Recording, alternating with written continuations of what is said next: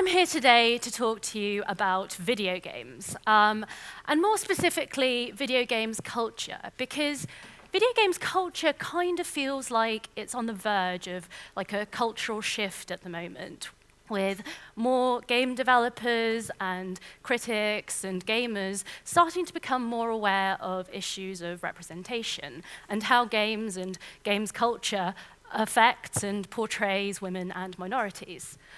Throughout its history, video games have been kind of notorious for focusing on one particular type of identity, one particular type of person, to the exclusion of others and at the expense of others. That is, generally speaking, white, heterosexual men aged 18 to 35. Now, there's a number of reasons for that, and it's a problem which is kind of self-perpetuating, with the attitudes of gamers and developers reinforcing each other, which is then in turn informed by the culture that they both create and consume.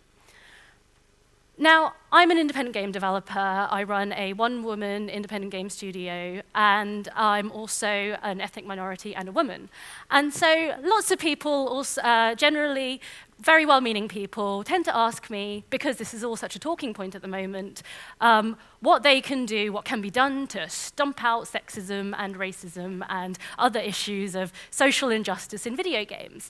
And it might seem like a difficult problem, but I've been a lifelong gamer, so I've learned a thing or two about solving problems in order to get instant gratification. I'm here today to share with you one weird old trick to solve sexism and racism and other issues of social injustice in your field. So, what is the one weird old trick?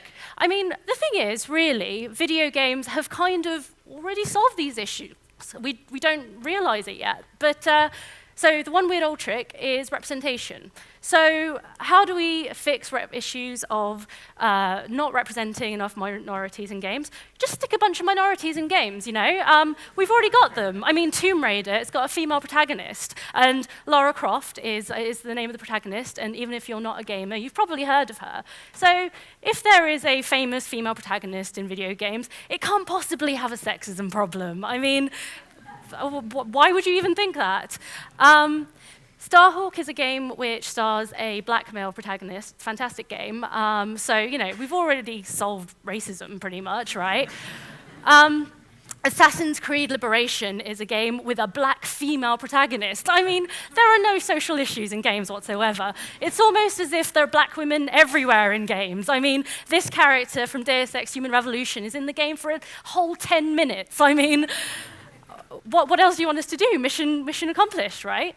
I mean, so all you need to do, really, to solve issues of sexism and racism are just keep adding minority characters until gamers feel like there's way too many, even if there's only a few.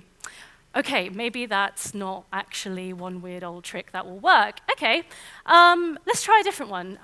If gamers feel like even a tiny proportion of representation, whether or not it's actually problematic representation or positive representation, is actually too much representation, maybe what we need to do is to convince them. So maybe the solution is having better representation in criticism around the work in your field and sort of in media coverage, etc. So this is Kotaku. This is a widely read video games blog. And they've been great recently in terms of writing more about issues of diversity and inclusion in games. And there are more minority voices on there talking about really important stuff. And I think it's really working. I think that gamers are really waking up to issues of why representation is important. And I know this myself because I actually spoke at the Game Developers Conference last year about issues of race representation and how it can be better. And I think in doing so, I pretty much single-handedly solved the issues of racism. So you're welcome. Okay, maybe it's not actually that simple either. Okay, let's try an actual innovation. Let's try crowdfunding.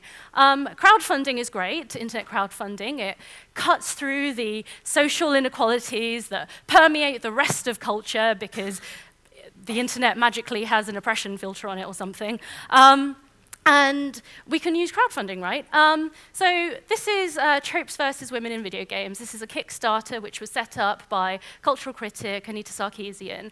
And she, in the end, managed to raise funds to make a series about tropes versus women in video games. And it's a fantastic series. And because it was created through the magic of crowdfunding, there was absolutely no criticism at all. She didn't receive any vitriol. And everybody in games is now a feminist, and it totally worked. Okay, I'm being really sarcastic and facetious and snarky, but this is because I'm trying to make a point that there isn't really one weird old trick that you can use. The one weird old trick is kind of that there isn't one weird old trick. These issues are big and deeply ingrained and complicated, and so the ways in which we fight them need to also be aware of that. It's really about taking tiny but important steps towards a messy solution. When I was younger, I used to think that issues of sexism and stuff weren't really important. I used to think that if we just sort of waited, we'd just sort of magically reach this sort of gender parity in games, and we just sit back and wait, and it will all be okay. But I think that was, if I'm honest with myself, a lot to do with the fact that when I was younger, I also used to think that sexism in general society wasn't a problem, and that we lived in this sort of mythical post-sexism world, and a lot of people do think that, which is part of the issue as well. It's about realizing that problems of social inequality, be they to do with sexism or racism or homophobia or transphobia, are reflective of a wider societal problem. So what can we do instead? Well, we can, as I said earlier, we can think about representation, and we can think about that in more general terms.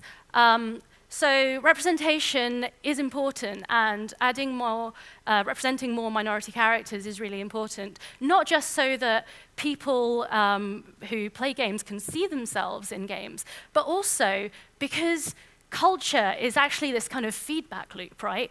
As creators of culture, we're the ones who get to define what normal is and what default is. And so if we have more women of color in games, if we have more minorities in general, it kind of affects what we think of as default and normal, and that's something that's important for absolutely all of us. This is a game called Redshirt, which I worked on for the last couple of years, and as I was designing it, I became really aware that every design decision you make actually says something. Everything actually makes a statement.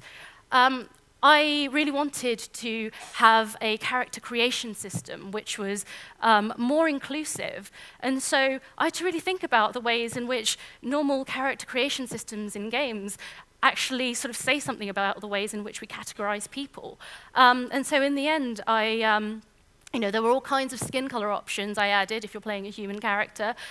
There's a gender slider instead of binary gender, and heterosexuality isn't necessarily the default option either.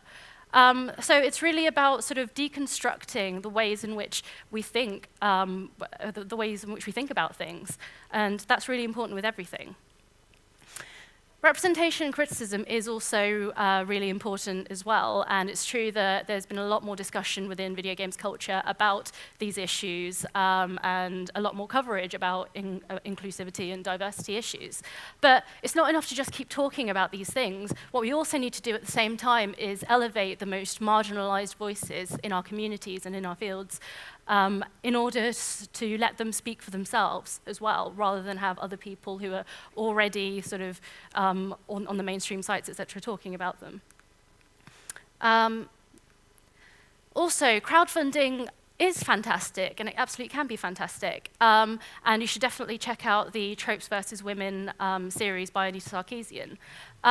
At the same time, there's also services like Patreon, which are allowing minority creators to basically seek sustained funding for their projects, which they wouldn't otherwise be able to work on. So it's absolutely fantastic that they're able to work around the existing systems. But we need to sort of look at that in a broader sense. What is it about the existing mainstream systems that are keeping people out? And what can we do to address those issues? I do think we'll get there, maybe.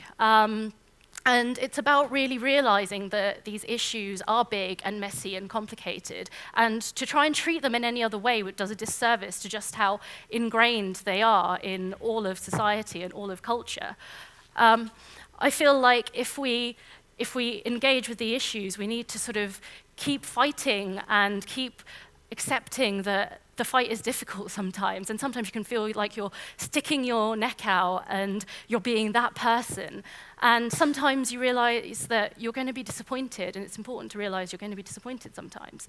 And crucially as well, because this stuff is so ingrained, because sexism is ingrained in society and racial biases are ingrained in society, you will sometimes disappoint yourself. And you'll learn that this is what to expect, and this is how we learn and grow as people.